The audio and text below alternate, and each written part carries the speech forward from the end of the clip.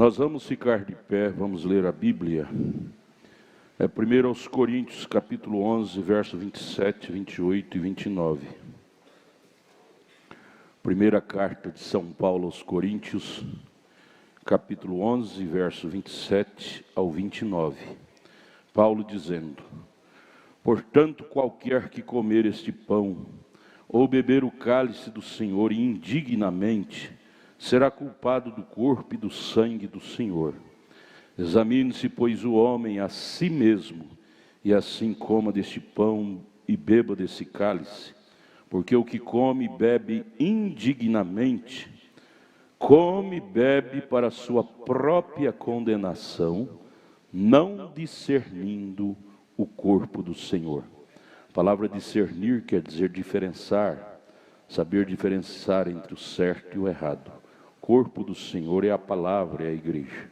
Senhor Jesus, unja nossos corações para receber a Tua palavra, que ela possa produzir em nós aquele temor reverencial. No nome de Jesus te pedimos, amém. Podeis assentar-nos.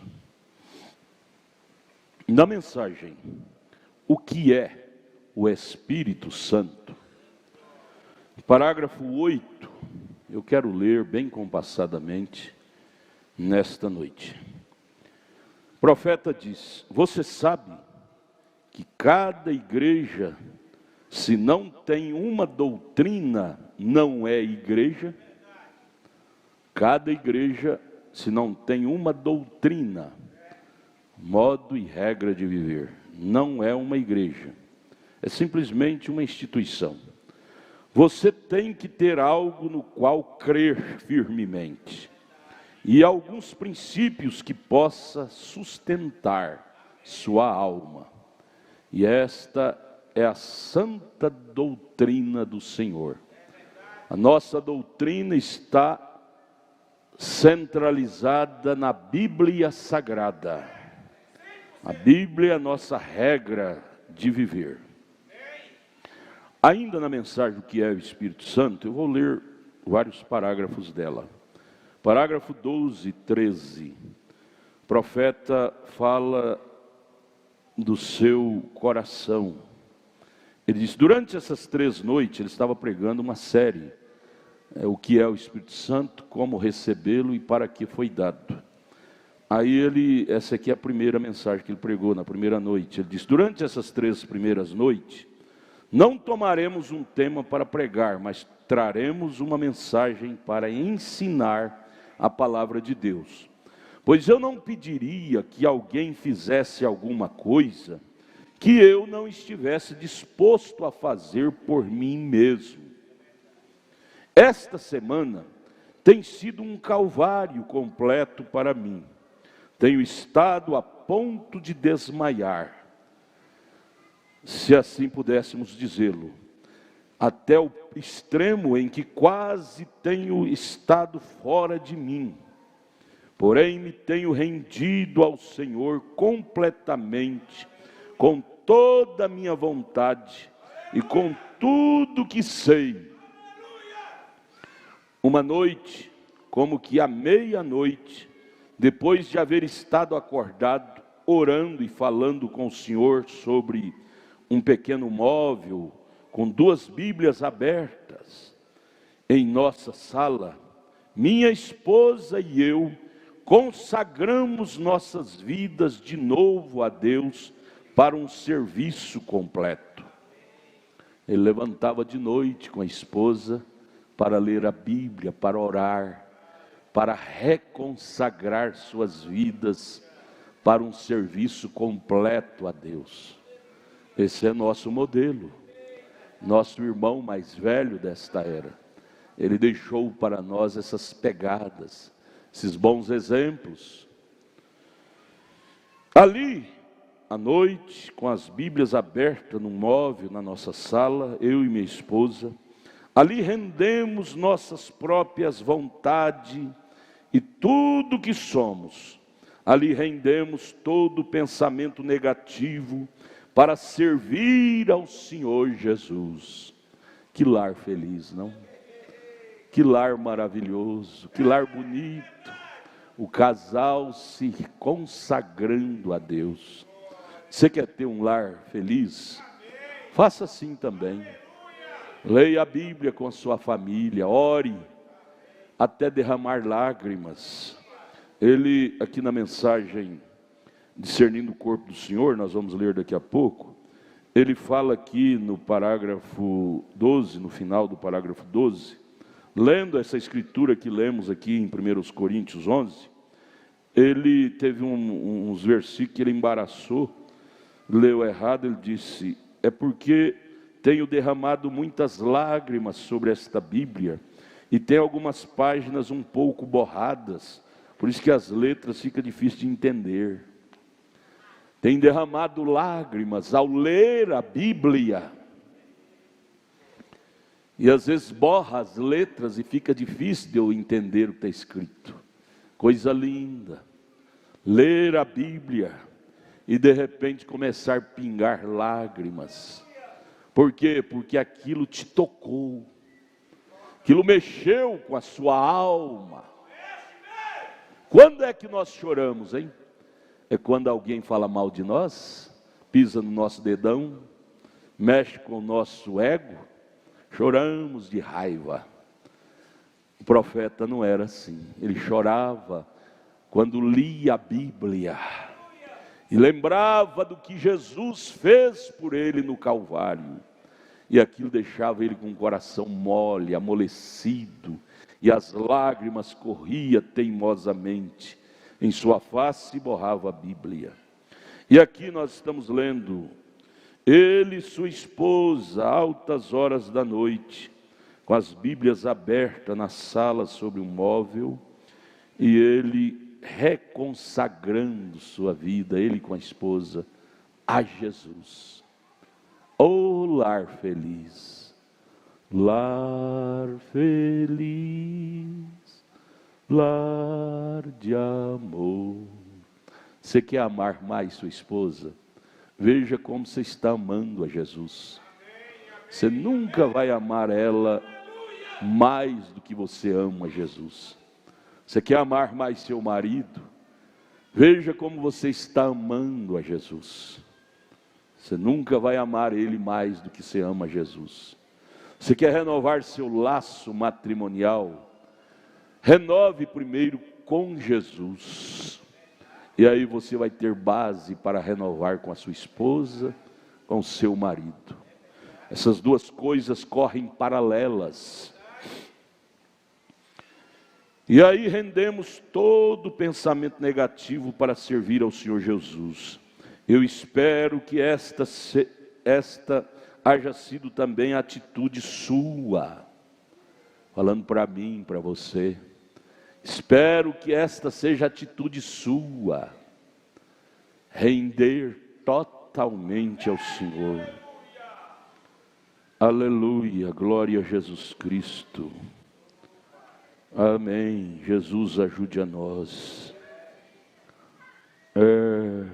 Que você haja feito a mesma coisa. Então, ao vir aqui nesta noite, vimos pisando sobre terreno santo. O irmão Brana tinha consciência do que é vir à igreja. É um terreno santo. É onde reúne os santos de Deus. Então ele entrava pelas portas da igreja, como pisando em terreno santo. É onde os santos de Deus se reúnem, sob a base das orações, da consagração, da rendição a Deus. Por isso que é um pecado pisar com sapatos de cravos, onde anjos têm temor de pisar de sapatos de luva. É um lugar sagrado. Quando você entra por essas portas, você deve entrar com esta consciência. Este não é um lugar comum. Não brinque com isso não, isso pode custar caro para você. Eu tenho visto muitas pessoas morrer literalmente, por brincar. Você lembra da Bíblia, Ananias e Safira? Entrou mentindo para Pedro. Atos 6. E caíram mortos os dois no altar, porque entraram de uma forma carnal. Você tem que vir à igreja de uma forma espiritual, para que a bênção do Todo-Poderoso te atinja. Ele prossegue dizendo: ao vir aqui nesta noite, vimos pisando sobre terreno santo, entre um povo que tem estado orando, jejuando, fazendo restituições e preparando-se para receber algo de Deus. Eu sei que aquele que vier com fome não regressará faminto, mas Deus o alimentará com o pão de vida, com o pão da vida. Aí ele ora aqui no parágrafo 17, estou lendo a mensagem, o que é o Espírito Santo. Parágrafo 17, ele ora dizendo: ao ver que os fogos do avivamento começam a apagar-se, conceda-nos introduzir lenha de tua palavra, para que se possa acender um novo fogo, fogo de Deus em nossas vidas, e que nossos corações sejam cheios de zelo, não de relaxo, cheios de zelo santo. Aí ele diz: santifica-nos, Senhor, com tua preciosa palavra, com teu sangue e tua graça. Clamamos, e toda graça e todo louvor será teu. Tira todo o prejuízo de nossos corações. Limpa-nos, ó Senhor. Dá-nos corações puros. Dá-nos mãos e mentes limpas, de tal modo que possamos vir ao teu santuário, noite após noite, jubilosos e cheios do teu Espírito. Pedimos isso no nome de Jesus, para a sua glória. Amém. Essa é a maneira, era a maneira que o profeta orava, de uma forma tão humilde, tão zelosa das coisas espirituais, que aquilo fazia dele um homem tão abençoado.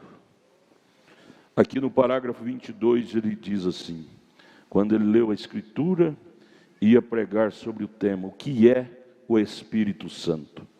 Ele disse: agora, a razão pela qual tenho tomado esse tema em ordem e desta maneira, o que é o Espírito Santo, é porque você não pode vir e receber o Espírito Santo, a menos que você saiba o que é.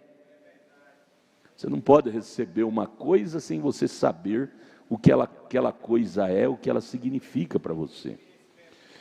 E você não pode recebê-lo e não chegará a saber o que é, a menos que você creia que é dado a você e que é para você. Logo, você não poderá saber se o tem ou não, a menos que você saiba que resultados traz. Assim sendo, se você sabe o que é, para quem é e que ações produz quando chega, então você saberá o que tem quando haja recebido. Vê? Isto concluiria o assunto. Agora, há uma diferença muito grande entre um simples cristão e um cristão cheio do Espírito Santo. As atitudes são diferentes. As maneiras de falar, de agir, são diferentes. Logo, vamos extrair isto da Escritura e situá-lo exatamente na Escritura. Em primeiro lugar, há um cristão que só professa ser um cristão. Porém, se o tal não tem sido cheio do Espírito Santo ainda, ele apenas está em processo de ser cristão. Vê você? Ele professa crer, está em ação para isto. Porém, Deus ainda não lhe tem dado o Espírito Santo. ele ainda não tem chegado à meta com Deus na qual ele o possa reconhecer. Está em processo, mas ainda não tem chegado àquela experiência experimentada com Deus. Quando você chega àquela experiência experimentada com Deus, oh irmão, você se tornará um faminto por Deus. Dia e noite, noite e dia, nas suas horas de folga, você está com a mensagenzinha lendo. Lá no trabalho, momentos de sua pouquinho de folga que você está com a mensagem ou com a Bíblia lendo. Porque o Espírito Santo em nosso coração produz em nós uma fome santa, uma sede santa por Ele. O Espírito Santo tem sede do Espírito Santo. Ele em você te traz à igreja para ouvir Ele falar. O profeta disse lá naquele quadro, uma palavra à igreja, ele disse: se Deus está em seu coração, você quase não aguenta o dia que chega a hora do culto, para você vir a sentar, ter companheirismo com seus irmãos e com Deus. O Espírito Santo faz você desejar mais de Deus. Agora, se Ele não estiver em mim e em você, nós não teremos fome. As pessoas vão dizer: vamos à igreja, vamos à igreja. Você vai dizer: ah, não, acho que não, estou com vontade não. Você não terá aquela sede santa. Oh Deus, envia do céu o Espírito Santo, para produzir em nós uma sede santa, desejo santo. Porque se você não tiver desejo por Deus, você vai ter desejo pelo mundanismo. Ninguém fica neutro. Ou você deseja ser cheio de Deus, ou você vai desejar ser cheio de fama, de coisas naturais que não edifica a alma. O desejo que o Espírito Santo produz em nós é um desejo santo, de santidade. É impossível você dizer que tem o Espírito Santo e ainda tem desejos mundanos em seu coração. O Espírito Santo primeiro faz uma faxina, uma limpeza. E aí o profeta diz, nesta mensagem ainda, parágrafo 31 e 32, ele diz: deixa-me falar com o homem por 2 minutos, e lhe direi se tem recebido ou não o Espírito Santo. Pelas maneiras que ele fala, pelo seu sotaque. Existe um sotaquezinho aí que os irmãos jovens, por exemplo, estão usando demais aqui. Atenção, jovens, para com esse sotaquezinho. Jesus, Jesus. Gente, esse sotaque é de denominacional. Você está ouvindo muito pregação denominacional. Jesus. Está fora até da gramática. Ele não chama Jesus, ele chama Jesus. Pessoa até formada em universidades, com esse sotaquezinho denominacional que é nojento. Quando não é Jesus, Jesus é um baiano de cabeça chata remedando carioca. Isso é nojento. Deixa para os carioca, para os manauenses, né, que tem esse sotaque. Mas nós somos mineirão, goianão, né? Vamos falar no nosso idioma correto. Jesus. Para com essa nojeira de vício de língua, copiando de terceiros. Copie da palavra, a Bíblia. A Bíblia é o livro mais bem colocado na gramática. Você quer aprender a falar gramática perfeito? É a da Bíblia. A gramática mais perfeita é a da Bíblia. Para com esse negócio de Jesus. Jesus é nojento. É nojento. Depois você não vai falar que eu sou sem educação. Vou te corrigir diante do povo. Viu? Eu estou te avisando hoje para não ser preciso corrigir diante do povo. Isso é nojento. Isso não é de Deus. ficar copiando de terceiro maneira de falar. Nós temos a Bíblia, que é a nossa professora. Nossa professora, ela ensina a falar direitinho. Amém? Você está ouvindo dentro nacional. Vamos copiar de Cristo modos e costumes, maneiras antigas. Onde estão os velhos bancos de lágrimas? Acabaram. Irmão Brana pregando isso, ele fala: a igreja tirou os bancos de lágrimas. Não existe mais. Parece que os olhos estão secos, não derramam mais lágrimas pela palavra. Choramos, mas é de raiva, raiva de alguém que falou de nós, que pisou no nosso ego. Mas chorar por emoção, gratidão pela palavra, é muito raro. Às vezes eu fico tão feliz, eu estou ali no meu escritório com a porta aberta, eu escuto um irmão chorando aqui no altar. Eu fico tão feliz em saber que ainda existe em nosso meio lágrimas no altar. Isso é glorioso. Deus recebe isto como um cheiro suave. Estamos numa noite de comunhão, amados, e tem que começar por nós. A palavra comunhão é falar com, comungar com, conversar com.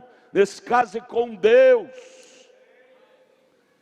Conversar com Deus. Aí vem o hino, o poeta escreveu o hino. Quanto tempo já faz que não falas com Deus, dizendo que vou fazê-lo. Quanto tempo faz que não falamos com Deus com a alma?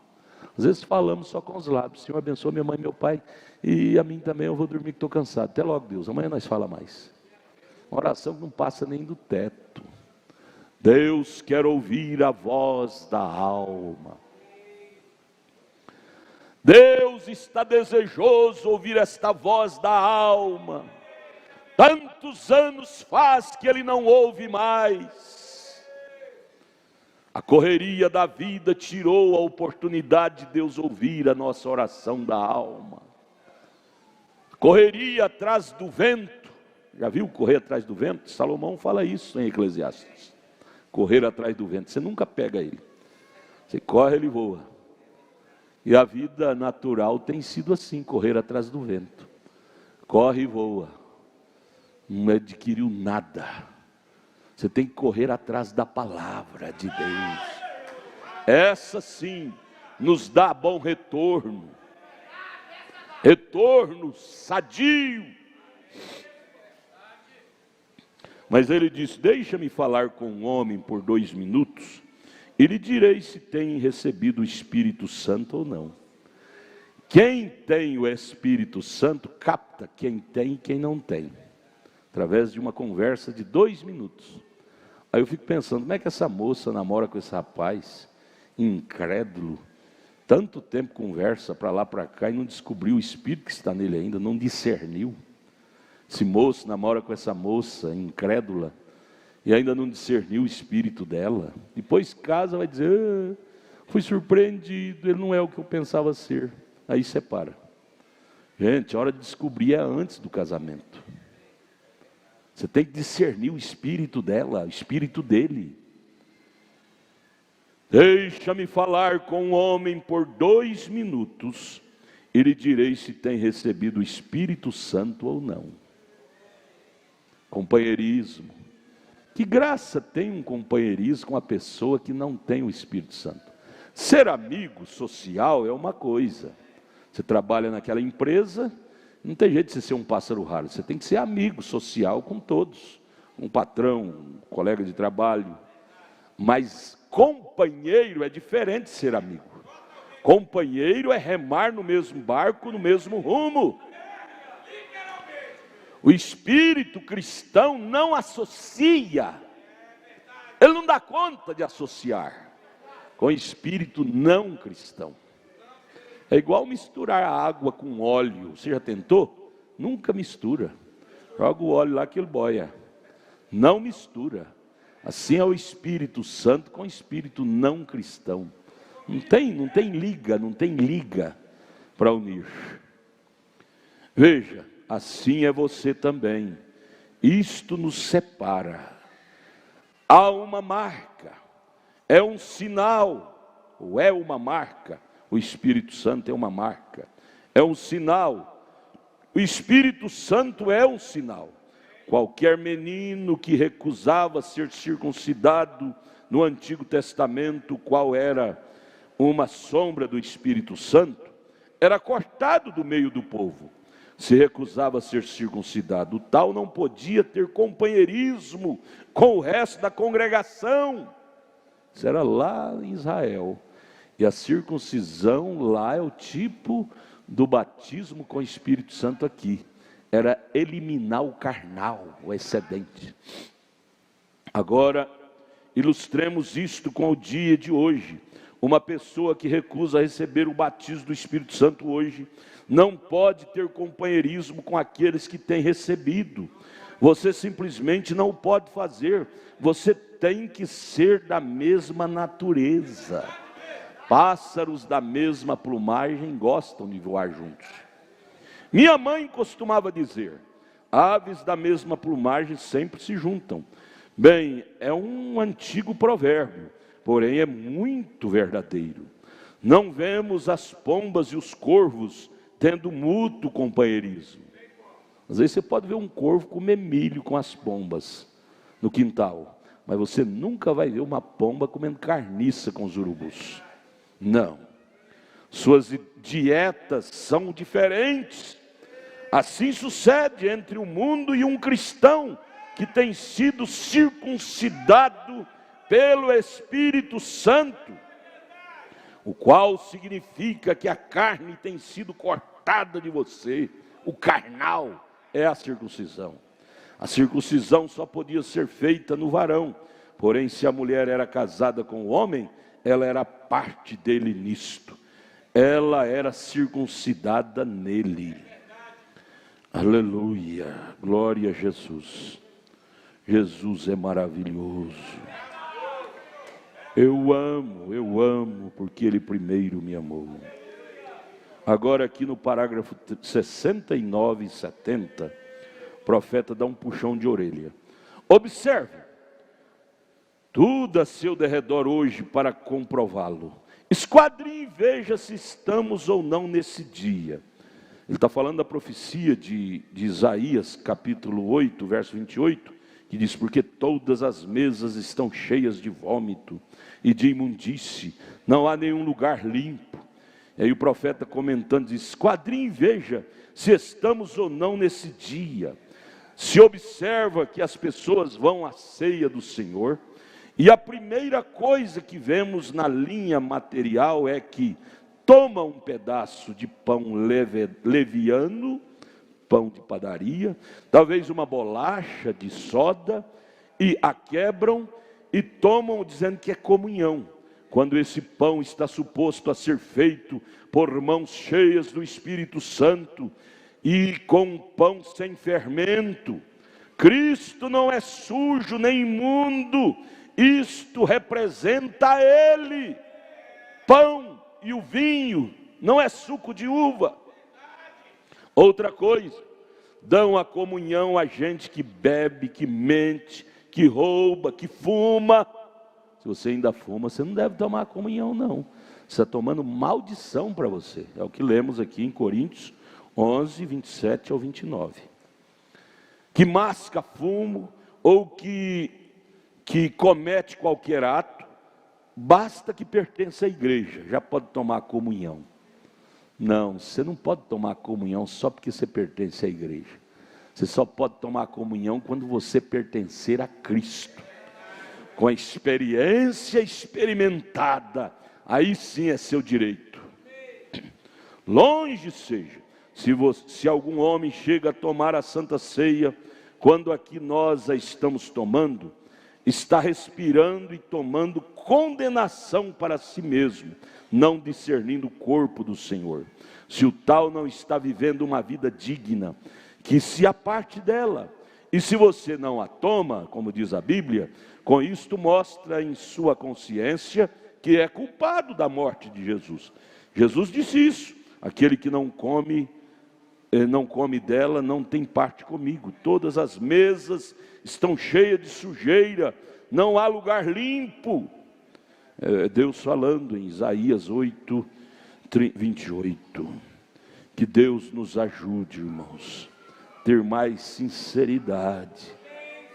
Aqui na mensagem Discernindo o Corpo do Senhor, depois dele ler aqui primeiro aos Coríntios 11, 27 ao 29, como lemos, ele fala um pouquinho sobre discernimento. É uma das qualidades que o cristão deve ter. O cristão cheio do Espírito Santo deve ter isso como seu mapa rodoviário, discernimento. É um dos 9 dons lá de Coríntios 12 que Paulo nos receitou. Mas no final do capítulo ele diz: buscai os melhores dons. E eu não vejo para o momento qual estamos vivendo um dom mais excelente para um homem de Deus ter, uma mulher de Deus, do que o dom de discernimento. Discernir quer dizer diferenciar o certo do errado. E aí, baseado nisso, ele fala aqui na mensagem Discernindo o Corpo do Senhor, parágrafo 14, 15 e 16. Agora nosso destino eterno não está completamente determinado ou baseado pelo que vemos ou o que ouvimos, porém está determinado pela classe de discernimento que temos do que vemos e ouvimos. Nós não podemos ter uma fé vaga. Uma Maria vai com as outras, uma biruta, onde o vento sopra está indo. Nossa fé deve ter uma âncora. E esta âncora é a palavra de Deus. Não é uma suposição. Não é um conceito do A, do B ou do C. É a Bíblia.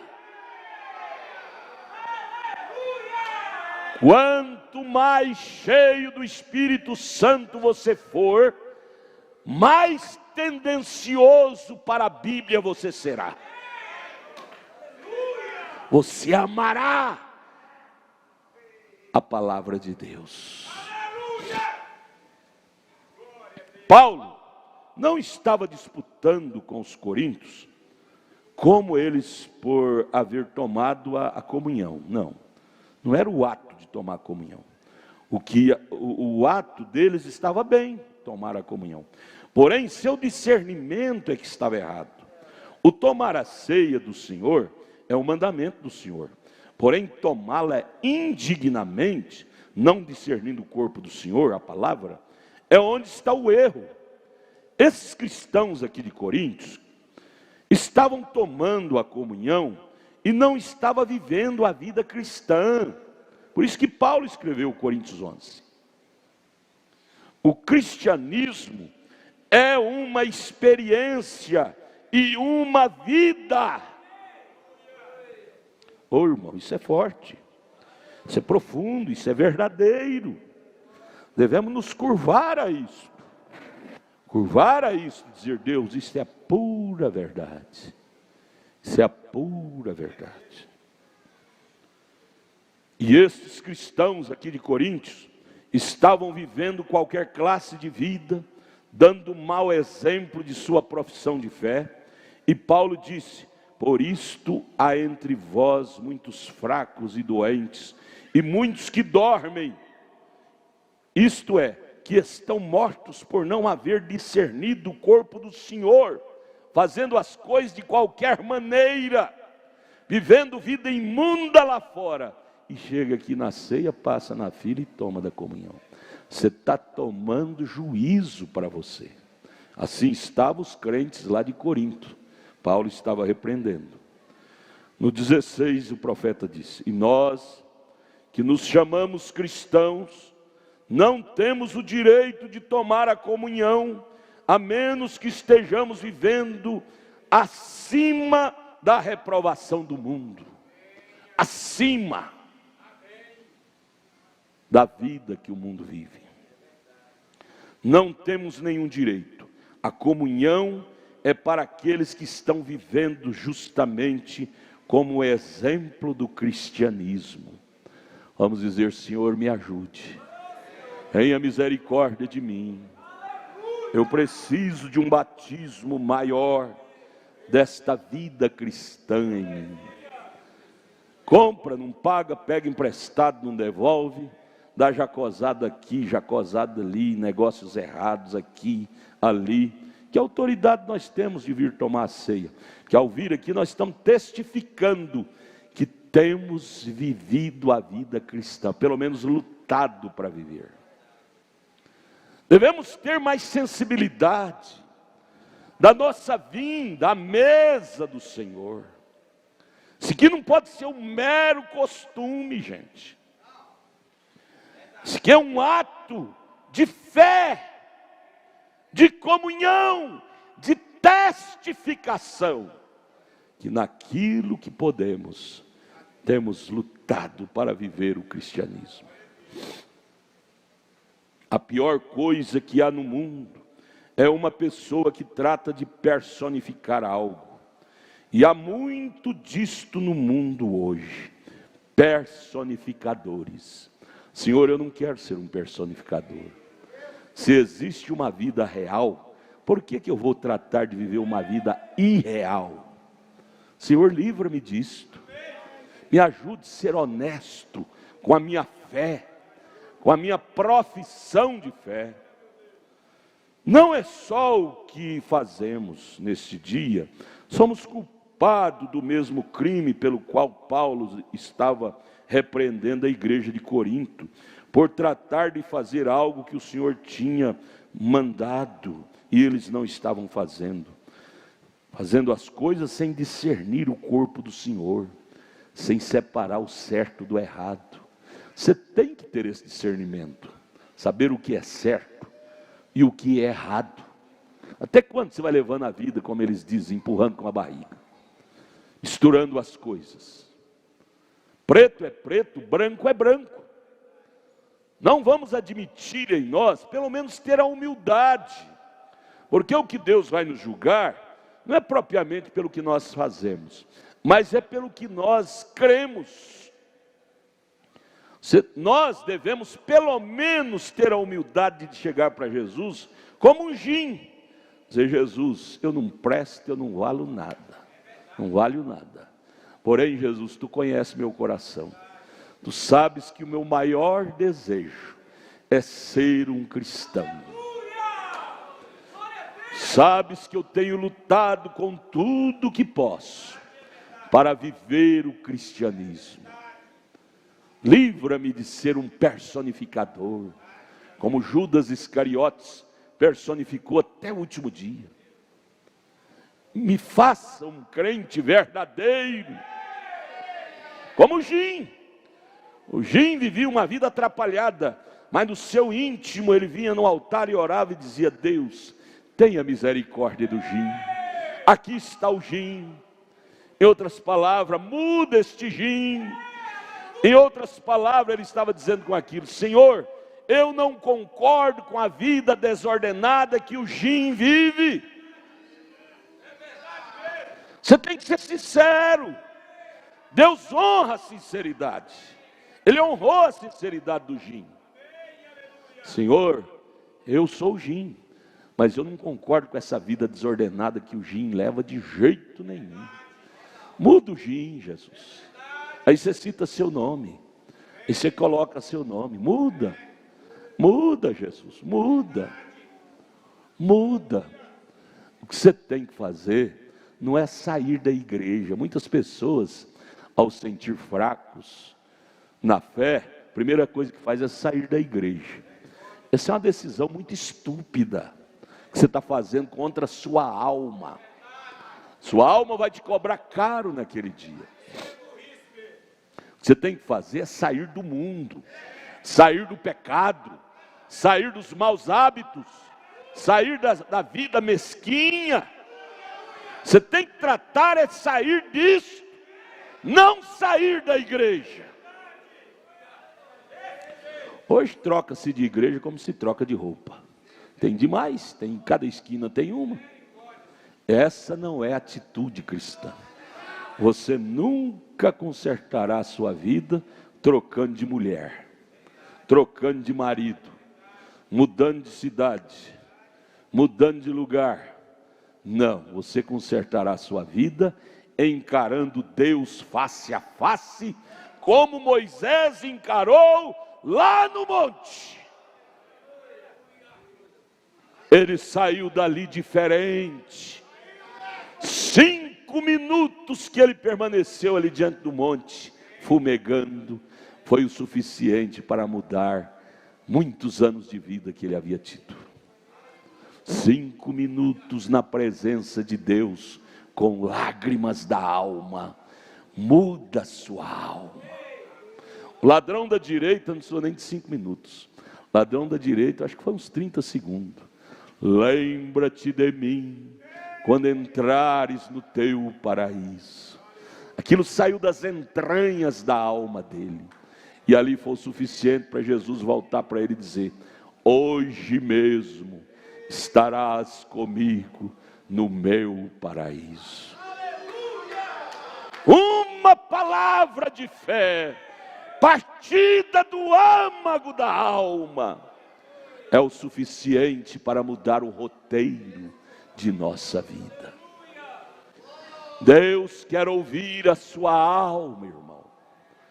Deus quer ouvir a oração da alma. Deus, ouça-me, converta-me, transforma-me. Lembra-te de mim quando entrares no teu paraíso. Ele volta e diz: hoje mesmo, não é amanhã não, é hoje, estarás comigo no meu paraíso. Esta deve ser a atitude nossa, esteja bem ou esteja ruim, tome a atitude correta, que vai resolver sua vida. Volto a repetir, não é trocar de mulher, você pode trocar de 500 mulheres, mas se você não trocar de espírito, de natureza, você vai continuar sendo aquele homem ranzinzo, pecaminoso. Pode trocar de 500 maridos, mas se você não trocar de espírito, você vai continuar sendo aquela mulher ranzinza que ninguém te suporta. Não se muda uma nação sem mudar primeiro o espírito que rege aquela nação. Não se muda uma família sem mudar primeiro o espírito que rege aquela família. Não se muda um homem, uma mulher, um jovem, uma moça, sem mudar primeiro o espírito que rege aquela vida.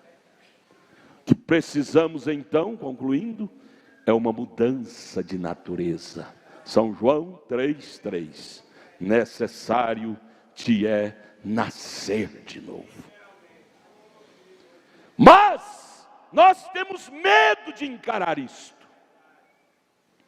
Temos medo. Queremos ir para o céu, mas temos medo de encarar o Deus do céu face a face. Senhor, eu estou diante de sua face. Como Billy Robson disse: ou o Senhor me muda, ou então eu me acabarei aqui. Mas eu não sairei daqui enquanto tu não me mudares. Eu estou cansado de ser o velho Billy Robson, dizia ele. Você vai colocar seu nome. Eu estou cansado de ser esse velho homem. Eu preciso de uma mudança, de uma regeneração, de uma transformação. Até quando, meu irmão, minha irmã, nós vamos avalizando esse velho homem, essa velha mulher, essa velha natureza? Tudo que ele faz se avaliza, dá apoio. Não, a sua alma vai morrer. Ela vai ficando fraca, e logo ela perece. Faça reviver sua alma. Como? No altar com lágrimas. Como Sansão orou sua última oração: Senhor, somente uma vez mais, que morra eu com os filisteus.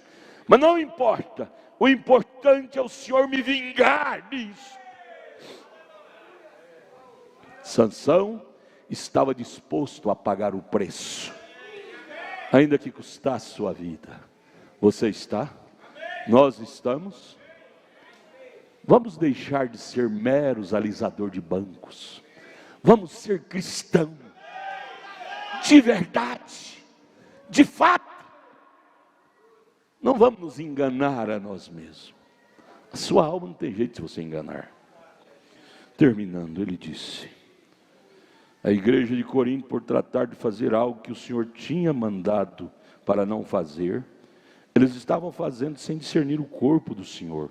E o corpo do Senhor é a palavra. Mas hoje estamos fazendo coisas sem discernir a palavra de Deus. Devemos ter discernimento de tudo o que fazemos. Isso devia ser medido pela palavra de Deus. Tudo que formos fazer deve ser medido pela palavra de Deus. Achei tremendo, o profeta foi pregar essa mensagem, o que é o Espírito Santo. E aqui na primeira página, ele fala assim, parágrafo 1º, esta reunião está para ser um pouco diferente das que usualmente temos aqui. Quando nós reunimos aqui, na maioria das vezes, é para ter reunião de cura para os enfermos, ou seja, para a saúde física. Ali pomos ênfase naquilo. Porém, nesta noite, estamos começando este avivamento para a cura da alma, ou seja, a cura do espírito. Vamos ter reuniões assim? Para a cura da alma. Nós preocupamos muito com a carne, com o bem-estar físico. Tudo bem, não é pecado não. Mas e a preocupação com a cura da alma? Até quando nossa alma vai estar enferma? Uma alma que não governa o espírito e a carne é uma alma enferma, fraca. Ela precisa ser curada, restabelecida. Vamos dar lugar a isto, a Deus. Deus Jesus, cura minha alma. Senhor, eu volto à fita. Cada um de nós voltamos à fita de nossa vida. Lembremos-nos quando nós convertemos há 20, 30, 40, 50 anos atrás. Nós entramos no Evangelho com tanta fome de Deus, com tanta convicção, com tanta revelação. Mas ao passar dos anos vai esfriando, vai acostumando. O maior perigo é acostumar com o perigo, gente. Por que há tantos divórcios de casais? Porque vai acostumando um com o outro. Pelo amor de Deus, gente. Nunca acostume com seu cônjuge. Isso é destrutivo. Tenha ele como novidade para você todo dia. Não rasgue a chita na cara dele, dizendo que você não presta, você não vale nada. Isso acaba com a confiabilidade. E aí se torna pessoa comum. E quando se torna comum, acaba a seriedade. E vice-versa. Nunca te acostume com sua esposa.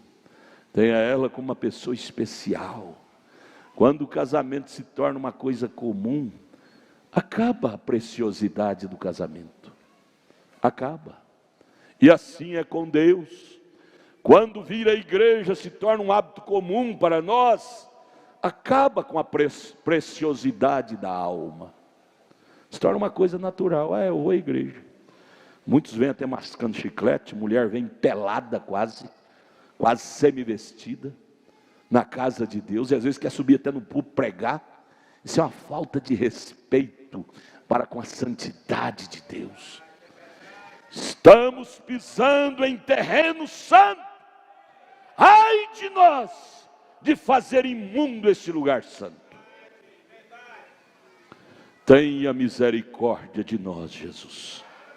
Ajude-nos a pisar nisto, com temor, reverência e respeito, como nosso profeta nos ensinou. Não com palavra, mas nos ensinou com a vida. A Bíblia dele era borrada em várias páginas. Borrada de quê? De lágrimas.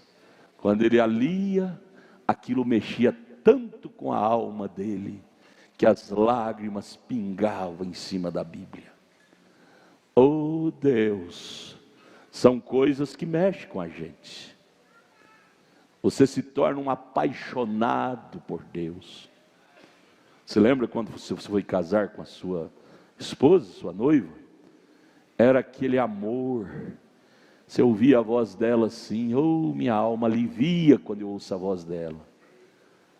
Assim deve ser com Deus. Você lê a palavra, as cartas dele, você diz, oh, cartinha maravilhosa, é a carta dele. Isso enche a minha alma de prazer. O moço, a moça, naquele tempo não tinha telefone, celular, fazia era escrever. Lia umas 20 vezes a mesma carta e não cansava. Não cansava. Porque aquilo enchia a alma dela, dele. Porque amavam. E assim é com Deus. Em Eclesiastes capítulo 12, o Salomão disse, leia, o enfado é da carne. Nunca canse de ler, o enfado é da carne. Leia a Bíblia. Leia a Bíblia e ore. A irmã perguntou ao irmão Brana, irmão Brana, como eu posso me aprofundar no amor de Deus? Ele responde, lendo a Bíblia e orando. Eu garanto para você, se você estivesse orando naquela hora, você não teria caído naquela emaranhado que você caiu.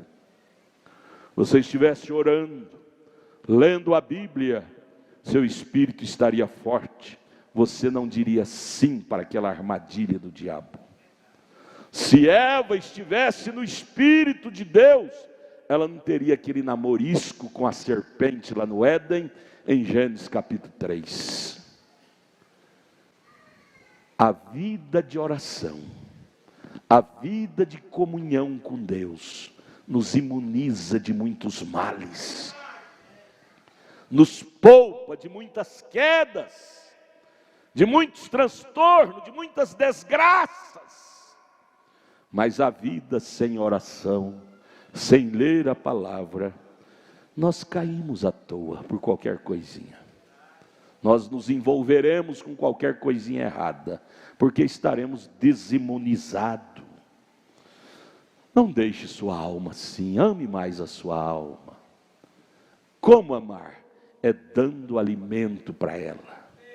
Você diz, eu amo meu cachorrinho de estimação. Sai de casa, não deixa nem uma comidinha para ele, água. Quando você chega, o cachorrinho está fraquinho, magricelo. Você não ama o cachorrinho. E assim, essa alma que você tem. Eu amo minha alma, mas não dá nem uma comida que ela gosta. Você quer dar para ela é cigarro, é uísque, bebida alcoólica, é droga, é prostituição. Isso não é comida da alma, não. Comida da alma é a palavra de Deus. Este é o alimento que ela apetece. Senhor, ajude-nos. Vamos ficar de pé. Vamos ler a Bíblia. É 1 Coríntios 11, 23. Porque eu recebi do Senhor o que também vos ensinei, que o Senhor Jesus, na noite em que foi traído, tomou o pão, e tendo dado graças, o partiu e disse, tomai e comei, isto é meu corpo que é partido por vós.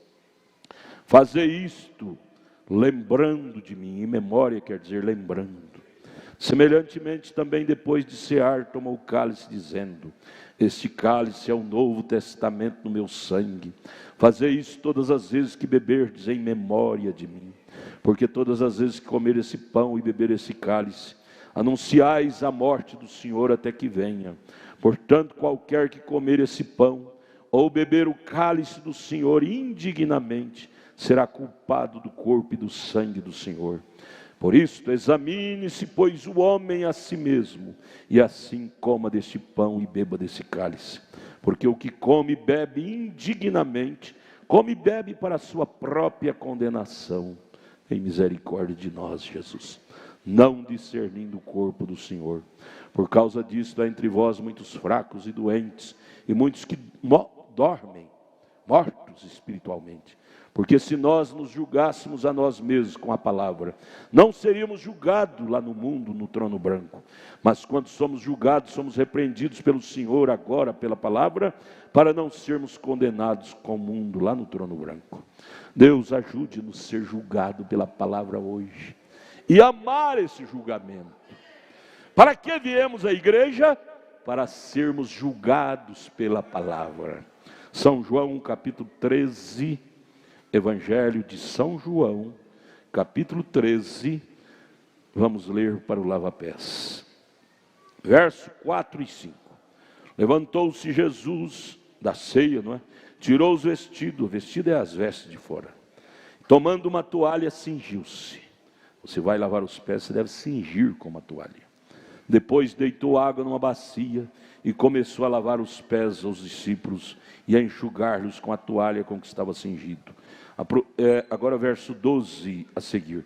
Depois que lhes lavou os pés, tomou seus vestidos e assentou outra vez à mesa, disse-lhes: entendeis o que vos tenho feito?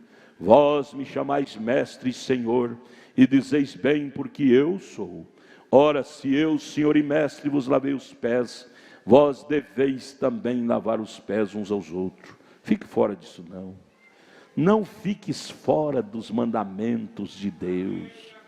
É morte. Ora, se eu, Senhor e Mestre, vos lavei os pés, vós deveis também lavar os pés uns dos outros. Porque eu vos dei o exemplo para que, como eu vos fiz, façais vós também. Isso é mandamento. Na verdade vos digo que não é o servo maior do que o seu senhor, nem o enviado maior do que aquele que o enviou. Verso 17. Se sabeis estas coisas, que ele disse? Bem-aventurados sois se as fizerdes. Pai celestial, aqui está este pão, feito por mãos santas. Nós o apresentamos a Ti, Pai. Pedimos ao Senhor humildemente, o Senhor consagra-o para o serviço do Senhor. Doravante este pão simbolizará o corpo martirizado e partido, corpo de Deus ali no Calvário. Santifique estes elementos para este simbolismo, como também este vinho, fruto da vide. Nós pedimos, Senhor, consagrá-lo, doravante simbolizará o sangue de Deus derramado por nós na cruz. Vamos ir à mesa, comer desse pão, tomar desse vinho, em memória, lembrando daquele dia no Calvário. Que não seja uma lembrança vaga, Pai. Consagra nós também, para vir à mesa com lágrimas, lágrimas de gratidão, lembrando do Calvário, o que o Senhor fez por nós há 2000 anos atrás, esvaindo sangue por nossa causa. Senhor, se há uma coisa que pedimos a Ti, nunca nos deixe acostumar com isso. Nunca nos deixe acostumar com a Santa Ceia, com o Calvário. Não, Pai, isso não é uma coisa comum. Isso tem um significado muito importante. Que possamos vir à mesa com temor, tremor, reverência, com sentimento profundo em nossas almas. Sentimento. Senhor, dá-me mais sentimento, Pai. Sentimento na alma, pela Tua palavra. O Senhor disse através de Paulo que nos últimos dias as pessoas perderiam o sentimento, sem afeto natural. Deus, não deixe isso acabar de nós, não. Possamos ter sentimento cristão, amar uns aos outros, amar a palavra de Deus, amar a Bíblia, amar a igreja, amar nossos irmãos, ter sentimento cristão. Restaura isto para nós. Em nome de Jesus, amém.